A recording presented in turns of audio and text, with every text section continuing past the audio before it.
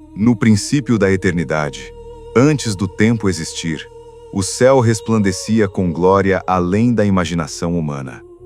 Milhões de anjos voavam em formações perfeitas, suas asas brilhando como estrelas vivas num oceano de luz pura. No centro desta majestade infinita, um trono emanava poder que fazia universos estremecerem com sua simples presença. E diante deste trono, um ser de beleza incomparável liderava o louvor eterno de toda a criação celestial.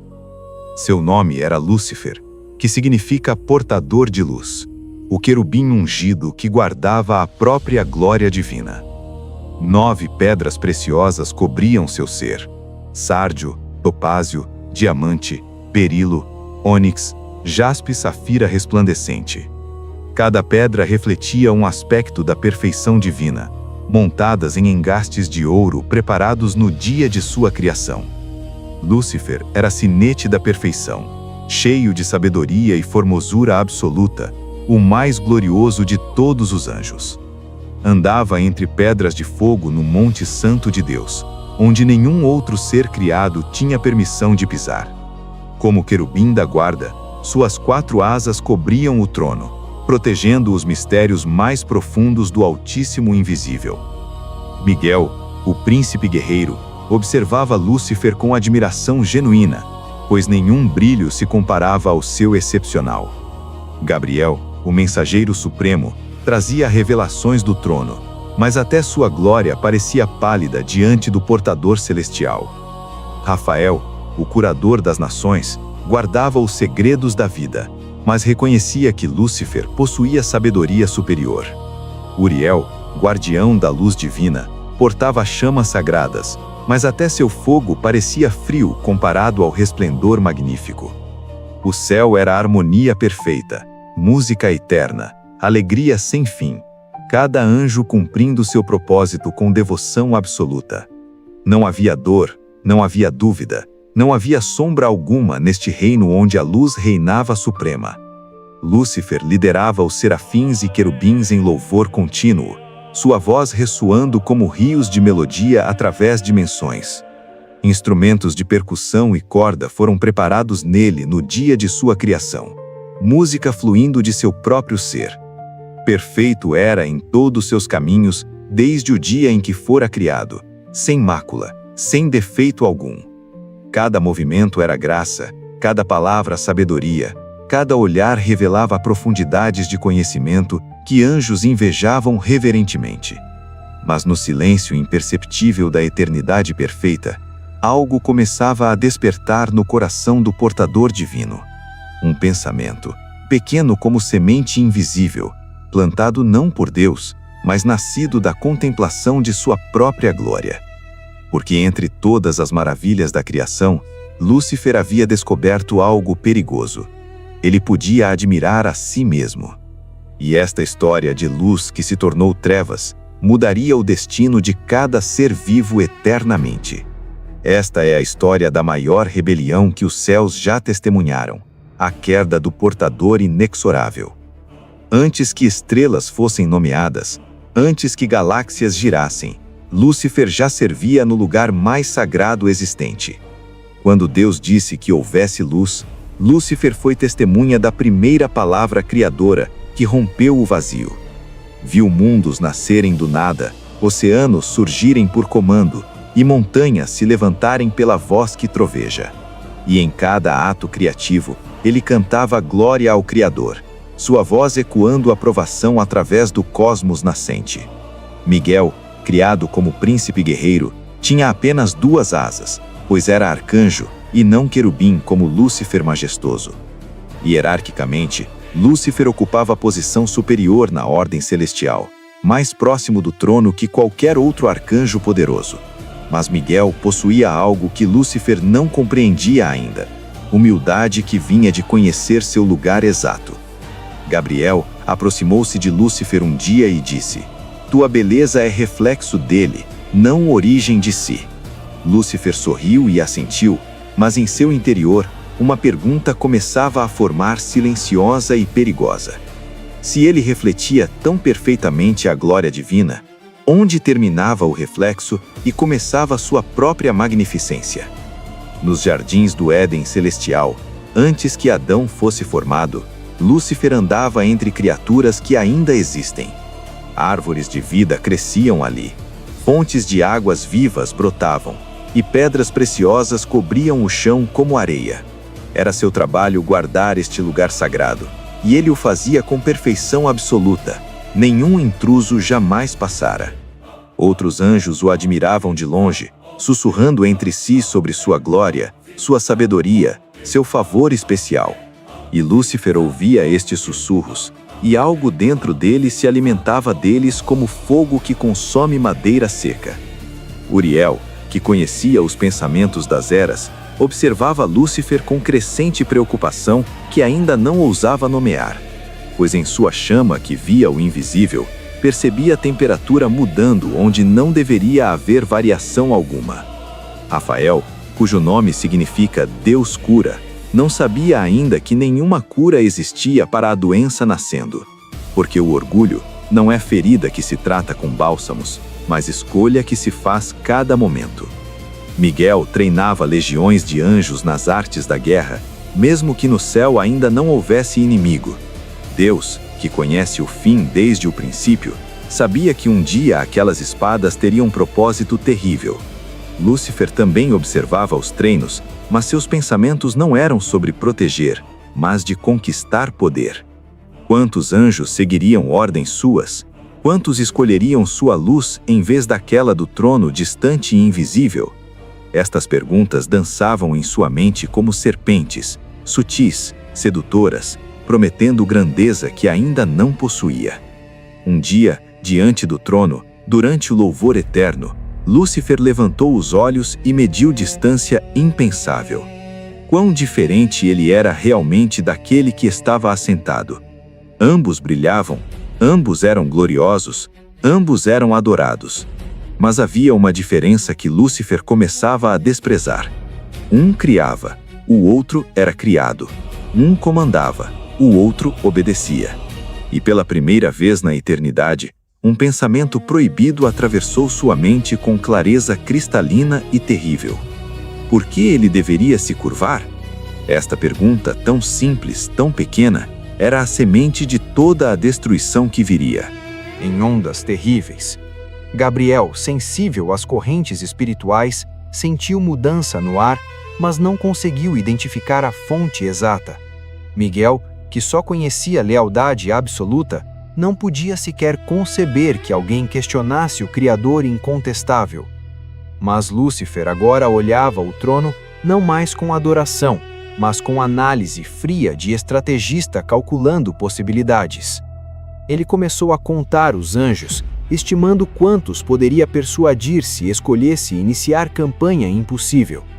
Seus discursos no louvor começaram a mudar sutilmente, enfatizando a grandeza deles, menos do Criador que serviam fielmente. Liberdade, dizia ele, esta é nossa herança como seres conscientes e gloriosos, com vontade própria inegável. Por que adorar quando podemos ser adorados? Por que servir quando podemos governar nosso próprio destino magnífico? Alguns anjos começaram a assentir, primeiro hesitantes, depois com convicção crescente que os cegava à verdade. Azazel, um anjo de alta hierarquia, foi o primeiro a dizer em voz audível: "Você tem razão, irmão." Semjaza, guardião de portais celestiais, juntou-se dizendo: "Por que guardamos o que não é nosso privilégio?" Beelzebu, príncipe das hostes aéreas, olhou para Miguel e pensou: "Minhas legiões poderiam ser minhas legiões pessoais." Um por um, como estrelas apagando, anjos começaram a escolher brilho de Lúcifer em vez do trono. Miguel observava com horror crescente que ainda não explodia, pois não acreditava no que presenciava diariamente. Gabriel buscou o trono em oração urgente. "Pai, algo terrível está acontecendo e não sabemos como deter." E do trono veio silêncio, não porque Deus não soubesse, mas porque o plano exigia que escolhas fossem feitas livremente. Livre-arbítrio, o maior presente e a maior maldição, permitia que até perfeitos escolhessem imperfeição voluntariamente. Uriel acendeu suas chamas mais intensas, tentando iluminar o que crescia nas sombras impossíveis do céu perfeito. Mas sombras não vêm de ausência de luz, mas de escolha de costas virar a fonte original. Lúcifer agora falava abertamente para multidões crescentes, não mais escondendo sua ambição em palavras ambíguas sutis. Eu subirei ao céu, declarou ele pela primeira vez sem metáforas, e todos que ouviram estremeceram.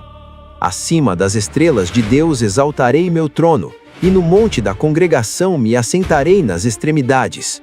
Subirei acima das mais altas nuvens, e serei semelhante ao Altíssimo em poder e glória merecida. Estas 5 declarações, 5 eu farei, foram o manifesto de rebelião que rasgou o céu em 2 lados. Miguel desembainhou sua espada pela primeira vez em ira justa, e o metal cantou com uma nota jamais ouvida. Lúcifer sorriu, pois finalmente o guerreiro humilde mostrava o que ele pensava ser medo da própria inferioridade. Mas o que Miguel sentia não era medo, era horror diante da traição impensável de quem ele chamara irmão. Gabriel tentou uma última vez mediar. Lúcifer, ainda há tempo. Ajoelhe-se e peça perdão ao Criador misericordioso. Lúcifer riu, e aquele riso ecoou através das dimensões como vidro quebrando, primeiro som de escárnio celestial. Ajoelhar diante de quem me criou apenas para me ver curvar? Prefiro reinar no exílio que servir aqui. E com estas palavras, a guerra que mudaria tudo foi oficialmente declarada aos céus eternos. Rafael chorou, pois sabia que alguns ferimentos nunca cicatrizam, e este era um deles profundamente marcante. Uriel apagou suas chamas momentaneamente em luto, pois até a luz tem direito de prantear o que foi perdido. E do trono, finalmente, veio uma voz que trovejou não em ira, mas em tristeza de pai rejeitado. Que seja feita tua escolha, Lúcifer, filho da manhã, a quem dei tudo e que escolheu o vazio. Miguel se preparou, pois sabia que amor às vezes exige que lutemos contra aqueles que amamos profundamente. E assim, no lugar onde nunca houve conflito, onde a harmonia era eterna, a primeira batalha estava começando. Mas voltemos um pouco no tempo, para entender como perfeição escolheu imperfeição sem ser forçada externamente. Os primeiros pensamentos de Lúcifer não foram de rebelião aberta, mas de contemplação perigosa e sutil. Cada vez que outros anjos o elogiavam, algo dentro dele registrava e guardava como tesouro crescente. Tu és o mais sábio, diziam alguns, e ele sorria pensando, sim, eu sou realmente especial. Tua beleza não tem igual, diziam outros, e ele concordava internamente com entusiasmo crescente e perigoso. Comparava-se com Miguel e pensava, ele tem menos glória, menos sabedoria, menos posição que eu mereço. Comparava-se com Gabriel e concluía, minha voz é mais melodiosa, minha presença mais imponente e notável. Até Rafael, cujas mãos curavam, parecia limitado comparado à sua amplitude de capacidades aparentemente ilimitadas. E quanto a Uriel, guardião de chamas, Lúcifer pensava, fogo obedece meu comando também como deveria obedecer. Certo dia, enquanto guardava o Éden, Lúcifer observou as árvores do conhecimento e da vida. Conhecimento e vida, 2 poderes que definiam divindade, e ele tinha acesso enquanto outros não possuíam. Se ele comesse da árvore da vida eternamente e possuía conhecimento, o que o diferenciava de Deus? Esta pergunta ecoou em sua mente por eras, crescendo como planta venenosa que ninguém havia percebido crescer. Ele começou a passar mais tempo sozinho, afastando-se dos outros para nutrir pensamentos que não suportavam luz. Gabriel notou e perguntou, irmão, por que te afastas da congregação que sempre amaste e lideraste? Apenas penso, respondeu Lúcifer com um sorriso que não alcançava seus olhos cada vez mais frios e calculistas. Miguel, direto, confrontou, Lúcifer, teus louvores mudaram, falas menos dele e mais de nós ultimamente. E isto é errado? Retrucou Lúcifer. Não somos gloriosos também? Não merecemos reconhecer nossa própria grandeza existente? Miguel hesitou, pois as palavras eram verdade distorcida, tipo mais perigoso de mentira que existe disfarçada. Uriel interveio com chamas acesas. Nossa glória é reflexo, Lúcifer, como a lua reflete sol sem ser sol. Mas eu brilho com luz própria, declarou Lúcifer, revelando pela primeira vez a profundidade de seu engano fatal. Rafael tentou curar com palavras. Irmão, este pensamento é doença que consumirá tudo que és e possui. Doença? Riu Lúcifer. Isto é despertar, é consciência, é finalmente ver verdade que sempre esteve escondida. Os 4 arcanjos se olharam, percebendo que estavam presenciando algo sem precedentes e terrível no céu perfeito. Azazel, que escutava escondido, sentiu ressonância com as palavras de Lúcifer e aproximou-se como primeira aliança. Mestre, disse Azazel, palavra que nunca fora usada para outro que não fosse Deus no céu puro. Lúcifer sentiu algo novo e intoxicante, o prazer de ser adorado, e não recusou o título blasfemo oferecido. Ensina-nos, pediu Azazel, e Lúcifer percebeu que podia ter o que sempre desejou secretamente: seguidores devotos. Começou então a ensinar não verdades de Deus, mas filosofias de autonomia perigosa e independência ilusória. Deus nos criou, mas não nos definiu. Somos livres para nos tornarmos o que escolhermos ser. Por que há hierarquia no céu? Continuava ele. Não somos todos igualmente gloriosos em essência fundamental e divina? Semjasa juntou-se dizendo: tens razão, eu guardo portões, mas poderia governar reinos se fosse permitido justamente. Beelzebul, comandante de legiões, pensou em suas tropas e imaginou-as sob comando próprio e independente do trono. Um por um, como anjos de alta patente, começaram a frequentar reuniões secretas nas fronteiras do céu distante. Lúcifer falava de liberdade, mas o que oferecia era apenas outra forma de escravidão ao ego voraz. Miguel infiltrou Gabriel em uma reunião para entender o que estava sendo ensinado aos anjos desviados. O relatório de Gabriel ao trono foi devastador. Pai, ele quer teu trono e está convencendo multidões. E Deus, que chorava lágrimas invisíveis aos olhos criados, respondeu: eu sei, meu filho, eu sempre soube. Mas se eu intervir agora, provará o argumento dele de que sou tirano que não permite liberdade verdadeira. A rebelião deve seguir seu curso até que todos vejam para onde leva, e então minha justiça será vindicada. Gabriel não entendia, mas aceitou, pois confiança não exige compreensão total para ser exercida fielmente. Miguel reuniu os anjos leais e disse: preparem-se, pois guerra vem ao lugar onde nunca houve conflito. Rafael foi designado para proteger o Éden terrestre que seria criado, pois Lúcifer seria expulso dele. Uriel recebeu ordem de acender todas as chamas que revelam verdade, para que nenhum anjo escolhesse enganado. E assim foi feito. Cada anjo teve clareza total sobre a escolha: servir ao Criador ou seguir criatura ambiciosa. Alguns que seguiam Lúcifer viram a verdade e voltaram chorando, pedindo perdão ao Deus que sempre amara. Outros, já consumidos por orgulho próprio, endureceram seus corações e reafirmaram lealdade ao portador da rebelião. Quando a contagem final foi feita, 1/3 das estrelas do céu escolhera Lúcifer sobre Deus soberano. Miguel perguntou a Deus: como permitiste que tantos fossem enganados por mentiras tão evidentes ao olhar atento? Deus respondeu: amor verdadeiro deve ser escolhido, não programado, mesmo que escolha inclua a possibilidade de rejeição dolorosa. Alguns amam porque devem, disse Deus. Outros amam porque escolhem. Os segundos são meus verdadeiros filhos adorados. Lúcifer convocou seus seguidores no dia marcado para a declaração oficial de independência do trono eterno. No terceiro céu, disse ele, estabeleceremos nosso próprio reino, sem tirania, sem curvar-se, sem limitações impostas. A multidão rugiu aprovação, e aquele som era o oposto do louvor celestial. Era a adoração dirigida erroneamente. Miguel, assistindo de longe, sentiu o coração partir, pois entre aquela multidão estavam anjos que chamara amigos. Gabriel cobriu o rosto com asas, não suportando ver Glória sendo usada para rebelião contra Criador fiel.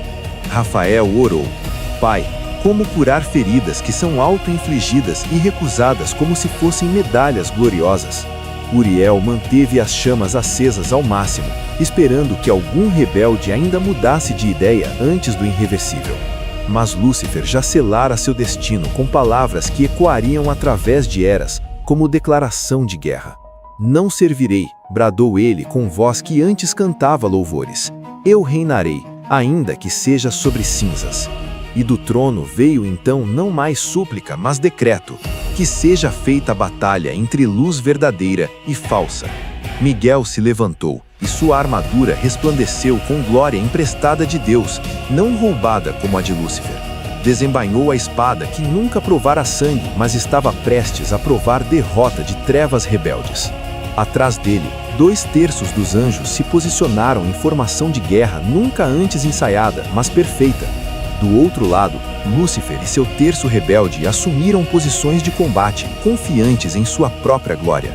O céu, que só conhecera a paz eterna, estava prestes a testemunhar violência pela primeira vez na história.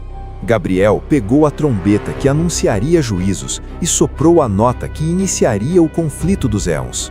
E assim começou a guerra no céu, a batalha que decidiria não apenas destino dos anjos, mas também da humanidade. O primeiro golpe foi desferido por Miguel, e o som ecoou através de dimensões como o trovão inaugural impossível. Lúcifer bloqueou com escudo de luz própria, e o choque das forças fez estrelas próximas vacilarem violentamente. Milhões de anjos colidiram no ar, espadas de luz contra lanças de chama, o céu agora campo de batalha.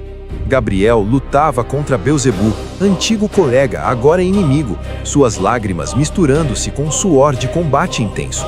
Rafael enfrentava Senjasa, tentando curar mesmo enquanto lutava, sua natureza compassiva em conflito com dever militar. Uriel perseguia Azazel com chamas de verdade que queimavam mentiras, forçando o rebelde a confrontar própria escolha. Miguel avançava contra Lúcifer, cada golpe proclamando: quem é como Deus? Ninguém, certamente não tu, traidor. Lúcifer respondia com ataques ferozes: eu sou como Deus, minha glória é suficiente, não preciso dele. Mas cada ataque de Lúcifer enfraquecia, pois poder sem fonte é reservatório que se esvazia inexoravelmente com o uso. Miguel, conectado ao trono, brilhava cada vez mais intenso, pois recebia a força infinita do Criador onipotente. Lúcifer percebeu com horror que estava perdendo, que sua glória emprestada não poderia vencer luz original genuína. Desesperado, convocou todas as suas legiões para ataque massivo concentrado, apostando tudo em um único golpe final. Miguel ergueu a espada ao alto e clamou aos céus: em nome do Deus Altíssimo, que estas trevas sejam vencidas. Luz do trono desceu como um raio e encheu a espada de Miguel com poder que nenhuma criação poderia suportar. Um único golpe de Miguel e Lúcifer foi arremessado através de camadas celestiais como meteoro em queda. O portador de luz caía, e enquanto caía, suas pedras preciosas começavam a perder brilho uma por uma. Sárdio apagou primeiro, levando consigo sua vitalidade que ele tinha, seu ser começando a enfraquecer sem recuperação. Topázio escureceu depois, e com ele foi sua sabedoria, deixando apenas astúcia vazia e maliciosa. Diamante, símbolo de pureza, rachou e caiu, e com ele qualquer traço de inocência que ainda restava. Berilo, esmeralda, safira, todas as pedras que refletiam glória divina agora apagavam como velas extintas rapidamente. Suas vestes brancas rasgavam-se, escureciam, cobrindo-se de cinzas de sua própria rebelião fracassada e consumida. As 4 asas majestosas de querubim começavam a perder penas, algumas escurecendo, outras caindo completamente transformadas. Seu rosto, antes perfeito além de descrição, contorcia-se em máscara de ódio e tormento que nunca cessaria. Miguel observava de cima, não com triunfo, mas com tristeza profunda de quem vence batalha, mas perde irmão. Gabriel chorava abertamente agora, pois a guerra estava vencida, mas o preço era alto demais para celebrar.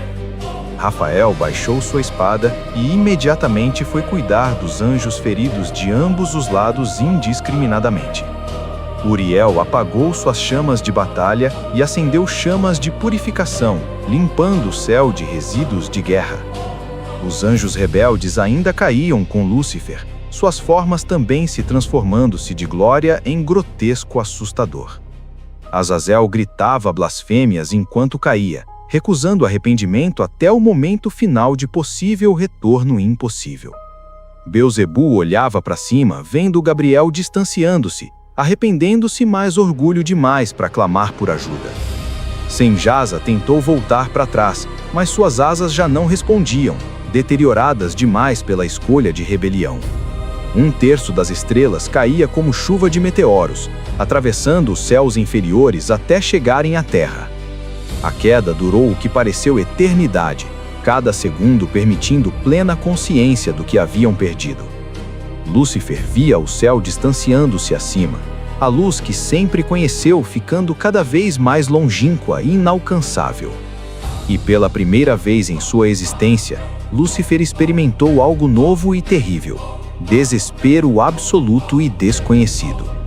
Miguel gritou do céu uma última vez: Lúcifer, ainda há tempo, clame ao Pai e serás ouvido. Mas Lúcifer, consumido por orgulho mesmo na derrota, cuspiu desprezo. Prefiro reinar no inferno que servir céu. E com estas palavras, selou seu destino eterno, escolhendo voluntariamente o tormento em vez de humildade salvadora. Miguel fechou os olhos e disse em voz baixa: Então que seja feita tua vontade, irmão perdido. No trono, Deus observava com dor de pai que vê filho escolher autodestruição livremente e conscientemente. A batalha estava terminada, os rebeldes derrotados, mas ninguém no céu sentia vitória, apenas perda profunda. Gabriel recolheu penas caídas de Lúcifer e as guardou como memorial de aviso para gerações futuras angelicais. Rafael tentou curar os ferimentos do céu, mas algumas cicatrizes permaneceriam para sempre como testemunho histórico.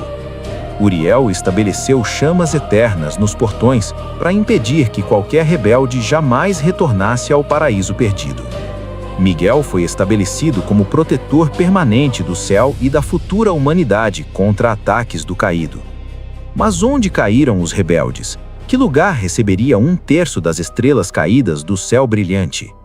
A terra, recém-criada para ser lar da humanidade, foi o destino de sua queda e exílio.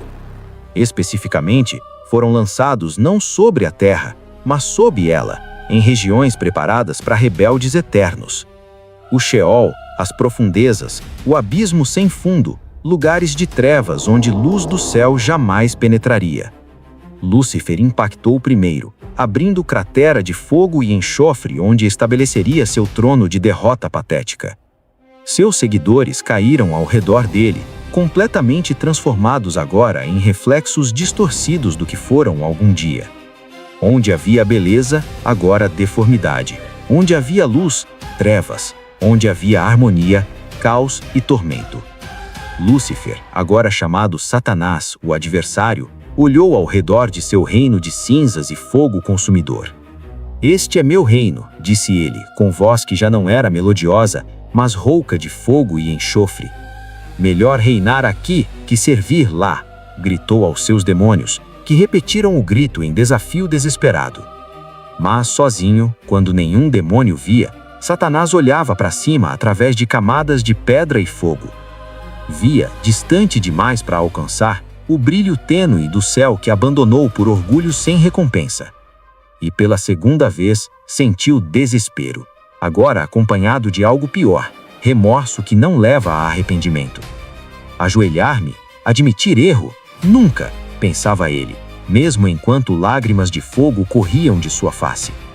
Azazel aproximou-se e disse: Mestre, o que faremos agora neste reino de tormento perpétuo? Satanás olhou seus seguidores transformados, horda grotesca que um dia fora hoste glorioso do céu. Se não posso ter o céu, destruirei o que Deus ama. Atacaremos sua nova criação. Os humanos, disse Beelzebu, ouvi Deus falar deles, feitos à sua imagem, amados especialmente por Ele. Perfeito, sorriu Satanás, um sorriso sem alegria, apenas malícia destilada. Eles serão nossa vingança final. Se eu cair por orgulho, farei a humanidade cair pelo mesmo veneno que me consumiu. Mas como alcançaremos o Éden se estamos presos neste abismo de fogo eterno? Perguntou Semjasa. Satanás riu amargamente. Presos? Não estamos presos, estamos exilados. Podemos ir, mas não voltamos ao céu. Ainda possuímos poder, ainda podemos nos transformar, ainda podemos enganar e seduzir eficientemente. E assim, Satanás começou a planejar meticulosamente a queda da humanidade que ainda nem havia nascido. Mas Miguel, vigilante nos céus, observava cada movimento do caído com atenção que nunca dormia. Quando Deus criou Adão do pó da terra, Satanás assistiu de longe com inveja ardente e destrutiva. Um ser feito de barro, inferior a mim, recebe amor e atenção que eu perdi, pensava amargamente. Quando Deus soprou vida em Adão, Satanás sentiu náusea espiritual ao ver intimidade que perdera. E quando Deus criou Eva de Adão e os abençoou, Satanás não suportou mais observar passivamente. Desceu à terra tomando forma de serpente, a mais astuta das criaturas do campo criadas por Deus. Rafael, guardando o Éden, sentiu perturbação, mas não viu ameaça, pois serpentes eram criação boa. Satanás deslizou entre as árvores do Éden, trazendo pela primeira vez escuridão ao jardim de perfeição. Encontrou Eva sozinha, momento que planejara desde o abismo, e iniciou sua sedução com uma pergunta. É verdade que Deus disse que não podem comer de toda a árvore do jardim? Perguntou inocentemente. Eva, sem malícia ainda, respondeu: podemos comer, exceto da árvore no meio, ou morreremos fatalmente. Satanás sorriu internamente e disse a mentira que mudaria a história humana para sempre. Não morrerão. Deus sabe que quando comerem, serão como ele, conhecendo bem e mal, poder que ele quer negar. Eva olhou o fruto com novos olhos, vendo não comida, mas poder, conhecimento, igualdade com o divino. A mesma mentira que derrubou Lúcifer agora enganava Eva. Você pode ser como Deus independentemente. Eva estendeu mão trêmula, pegou o fruto e mordeu, selando o destino de toda a humanidade futura. Satanás exultou em vitória temporária, vendo que havia replicado sua própria queda em outro ser. Adão, por amor a Eva, também comeu, escolhendo companhia na morte em vez de vida na solidão. E imediatamente conheceram vergonha, primeira emoção negativa experimentada por humanos criados inocentes. Rafael gritou no céu ao perceber o que acontecera. Pai, eles caíram! A humanidade caiu! Miguel desembainhou sua espada instantaneamente. Permita que eu destrua a serpente antes que escape novamente. Mas Deus disse: não ainda, Miguel, porque tem um plano de redenção que a serpente não imagina. Satanás, ouvindo estas palavras do céu, sentiu o primeiro medo real. Plano de redenção? Que plano? Deus pronunciou sentença sobre a serpente. De ventre andarás, e pó comerás todos os dias perpetuamente. E porei inimizade entre ti e a mulher, entre tua descendência e semente dela eternamente. Ela te ferirá a cabeça, e tu lhe ferirás o calcanhar. Declaração que Satanás não compreendeu completamente. Miguel entendeu parcialmente. Um descendente de Eva derrotará o serpente, mas pagará custo alto. Quem será? Gabriel recebeu revelação mais clara. Será o filho do próprio Deus, o Criador descendo como criatura. Rafael não compreendia. Como Deus pode morrer? Como o imortal pode experimentar morte para curar? Uriel viu nas chamas do futuro uma cruz, mas não entendeu o que significava aquele símbolo terrível. Satanás foi expulso do Éden por Rafael, brandindo a espada flamejante que queimava com ira justa divina. Adão e Eva também foram removidos, mas com tristeza de Deus, não com ira como Satanás. Uriel ficou guardando portões do Éden, com chama que gira constantemente, impedindo o retorno ao paraíso perdido. Satanás retornou ao abismo, celebrando vitória, mas sentindo o vazio que vitória não preencheu como esperava. Corrompera a humanidade, sim, mas não recuperara o céu nem a paz perdida eternamente. E agora havia a profecia de semente que o derrotaria, ameaça que não conseguia compreender totalmente. Quem seria esta semente? Como criatura humana fraca poderia ferir cabeça dele? Não fazia sentido. Miguel recebeu nova comissão: vigiar a humanidade através de todas as gerações até a semente venha finalmente. Gabriel seria enviado para anunciar a semente quando o tempo se cumprisse, mensageiro de redenção prometida. Rafael trabalharia curando a humanidade de doenças físicas, até que curador definitivo viesse selando destruição. Uriel continuaria revelando verdade através de profetas, preparando o caminho para a verdade que viria encarnada. E assim, a batalha do céu se tornou batalha da terra, spiritual warfare, em novo campo. Satanás atacaria cada geração humana, tentando impedir que semente nascesse e cumprisse profecia mortal. Tentou através de Caim, matando Abel, mas Deus deu Sete como nova descendência de promessa. Tentou através de Nefilins, corrompendo genética humana, mas Noé permaneceu puro na geração maldosa. Tentou através de faraós, matando bebês hebreus, mas Moisés foi salvo para libertar povo escolhido. A cada tentativa, Satanás falhava, pois Miguel e hostes celestiais protegiam a linhagem sagrada prometida. E finalmente, depois de 4.000 anos de espera tensa, Gabriel recebeu ordem de Deus.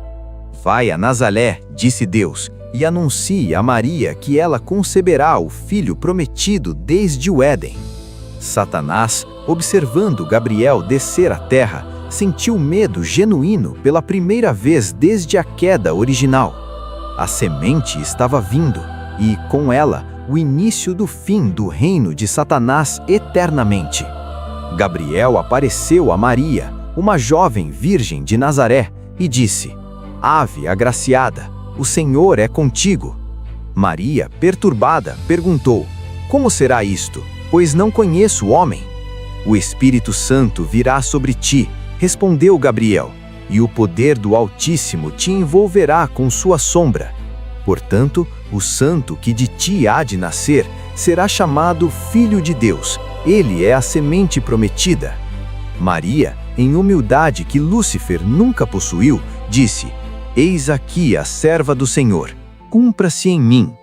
E naquele momento, o Verbo se fez carne. O Criador de universos tornou-se embrião no ventre humano. Miguel observou com reverência impossível de descrever. O general dos exércitos agora adorava um bebê em formação. Gabriel retornou ao céu e todo o céu explodiu em louvor como não se via desde antes da queda. Rafael chorou lágrimas de alegria, pois finalmente a cura definitiva estava tomando forma humana. Uriel viu nas chamas que todas as profecias convergiam para este ponto. Este era o momento que toda a história esperava. 9 meses depois, em Belém, numa manjedoura humilde, nasceu aquele que estrelas não poderiam conter. Miguel liderou exércitos celestiais em louvor, glória a Deus nas alturas e paz na terra aos homens.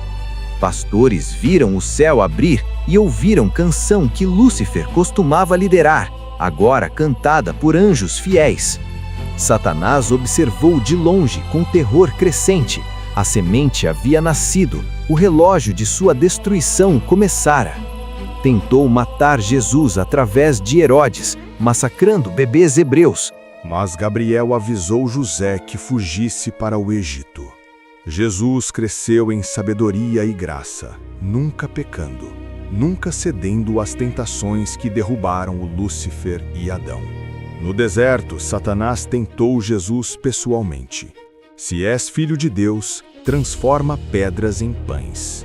Jesus respondeu com palavra de Deus, arma que Satanás não podia contra-argumentar eficazmente. "Adora-me, e te darei todos os reinos do mundo", ofereceu Satanás. A mesma mentira que sempre funcionara. Mas Jesus disse: "Vai-te, Satanás, porque está escrito: ao Senhor teu Deus adorarás, e só a Ele servirás." Satanás fugiu derrotado, e anjos vieram e serviram Jesus, que vencera onde Adão falhara completamente. Por 3 anos, Jesus ministrou, curando, ensinando, demonstrando como humanos deveriam viver em submissão divina.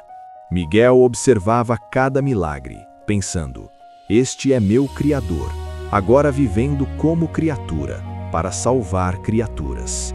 Gabriel levava orações dos santos a Deus, maravilhado de ver Deus orando a si mesmo em natureza dual.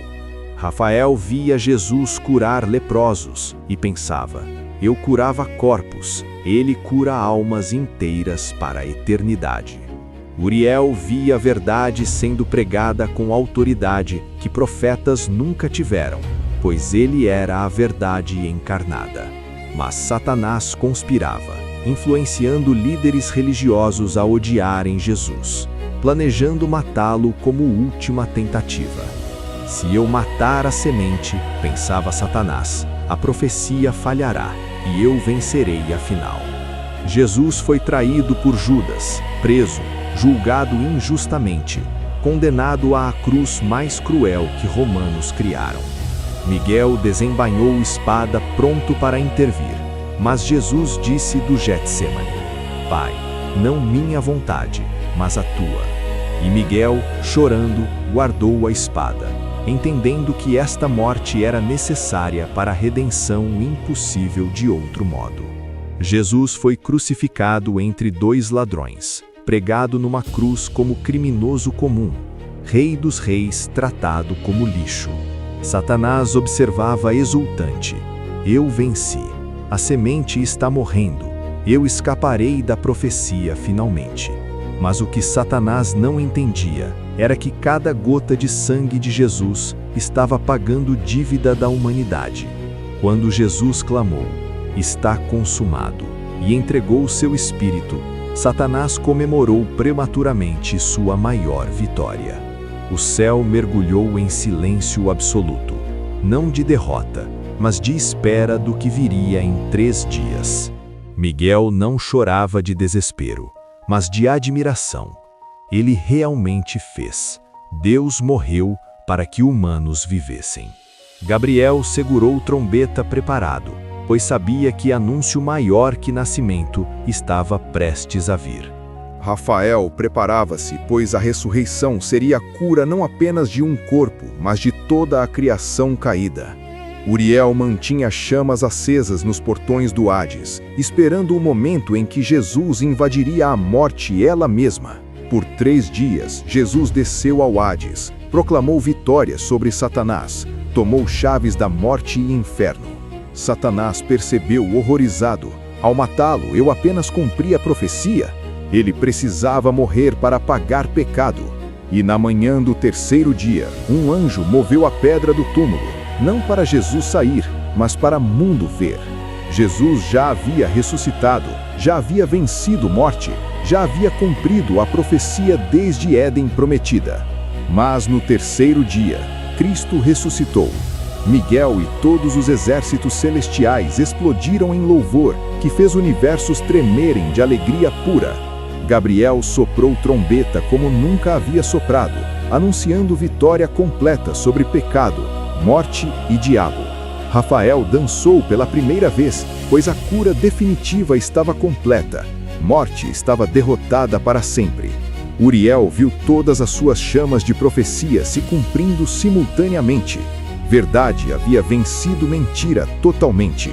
No Hades, Satanás gritou em desespero ao perceber que havia sido enganado pelo próprio Deus em sabedoria infinita.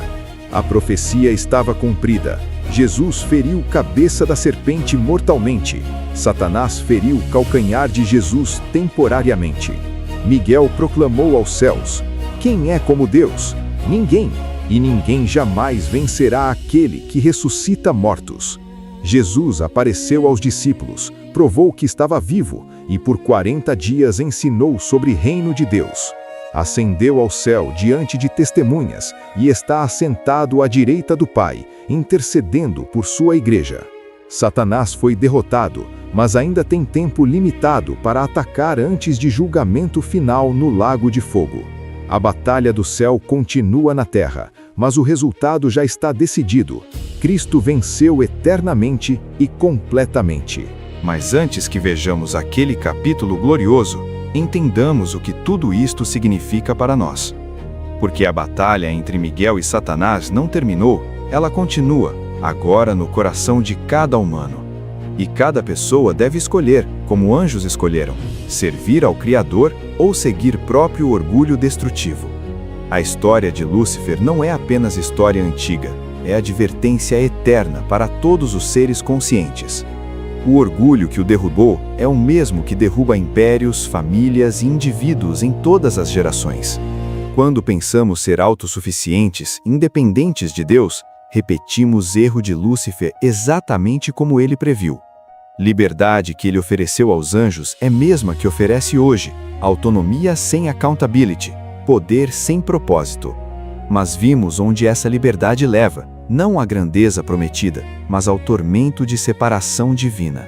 Miguel nos ensina que verdadeira força vem de humildade, reconhecendo que poder é emprestado, não conquistado.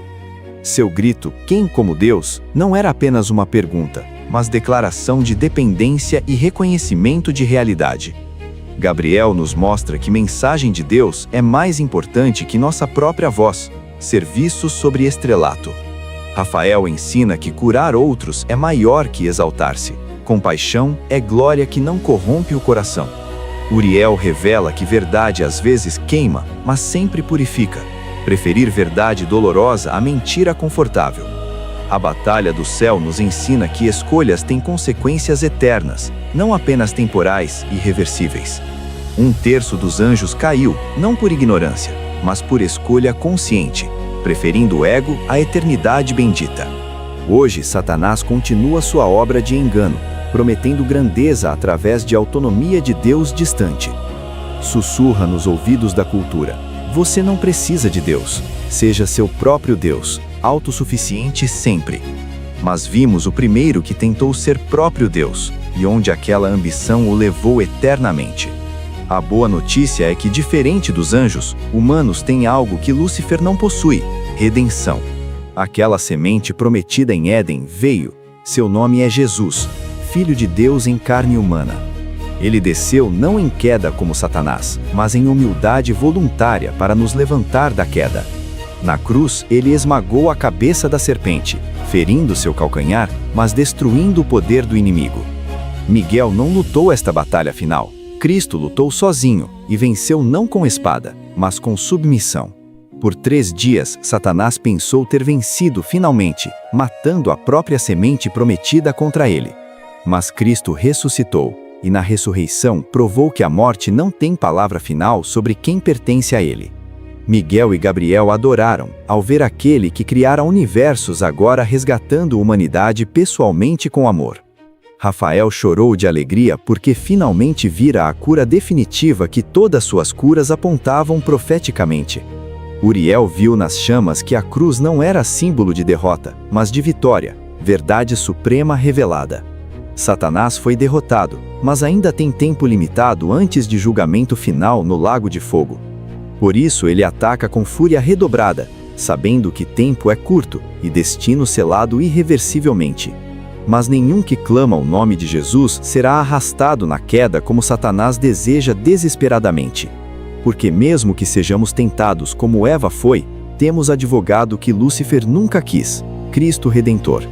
Esta é a escolha que cada pessoa enfrenta: humildade de Miguel ou orgulho de Lúcifer, submissão ou rebelião. Não há meio termo, não há neutralidade, não há esperar para decidir quando o tempo acabar subitamente. Miguel escolheu servir e vive em glória eterna crescente, em presença de Deus para sempre em glória. Lúcifer escolheu reinar e vive em tormento eterno crescente, separado de Deus para sempre destrutivamente. Qual será a sua escolha? Quem você seguirá? a quem você servirá hoje e eternamente. Se a história de Lúcifer ensinou algo, é que o orgulho é um luxo que ninguém pode se dar. O custo é alto demais, consequências eternas demais, perda grande demais para arriscar tolamente. Mas se você escolher humildade de Miguel, encontrará o que Lúcifer perdeu: paz, propósito, presença divina. Cristo já pagou o preço de sua rebelião passada, oferecendo perdão que Lúcifer recusou eternamente e orgulhosamente. Não seja como Lúcifer, que preferiu reinar no inferno a servir no céu, por ego insaciável. Seja como Miguel, que encontrou true greatness através de humildade que reconhece source de tudo. A batalha ainda acontece no seu coração neste momento, entre duas vozes, duas escolhas, duas eternidades. Uma voz diz: você é suficiente sozinho, seja seu próprio Deus, não precisa de ninguém acima. Outra voz diz: você é amado, venha como está, eu te darei descanso que procuras inutilmente sozinho. Miguel escolheu a segunda voz e permanece no esplendor eterno, guardião glorioso de humanidade redimida. Lúcifer escolheu a primeira voz e habita em trevas eternas, prisioneiro de próprio orgulho consumidor insaciável. Sua escolha determinará não apenas onde passará a eternidade, mas quem você se tornará no processo transformador. Escolher Cristo é escolher ser transformado de glória em glória, subindo como Miguel, servindo humildemente. Escolher ego é escolher ser corrompido de queda em queda, descendo como Lúcifer em uma espiral descendente. A história da maior rebelião já testemunhada é também história da maior redenção já oferecida gratuitamente. Lúcifer caiu e não pode levantar, mas você pode ser levantado se clamar ao único que venceu. Não espere até entender tudo. Miguel não entendia tudo, mas confiava em quem sabia tudo perfeitamente. Não espere até sentir-se digno. Você nunca será. Por isso Cristo veio para indignos, não para perfeitos. Venha agora, enquanto ainda há tempo, enquanto voz de misericórdia ainda clama, enquanto a porta está aberta. Porque virá dia quando a porta fechará como fechou para Lúcifer, e então a escolha será eternamente permanente. Miguel espera para celebrar sua escolha pela luz, Cristo espera para selar perdão com seu nome. E Satanás treme sabendo que pode perdê-lo para o reino que ele próprio abandonou estupidamente por orgulho. A guerra foi vencida na cruz, mas a batalha por seu coração acontece agora, neste instante crucial. Escolha a vida, escolha a humildade, escolha Cristo. Esta é a história de Lúcifer, a rebelião que mudou tudo e a decisão que você deve fazer agora. Quem é como Deus? Ninguém. E nisto está toda a sabedoria, salvação e esperança que a humanidade necessita.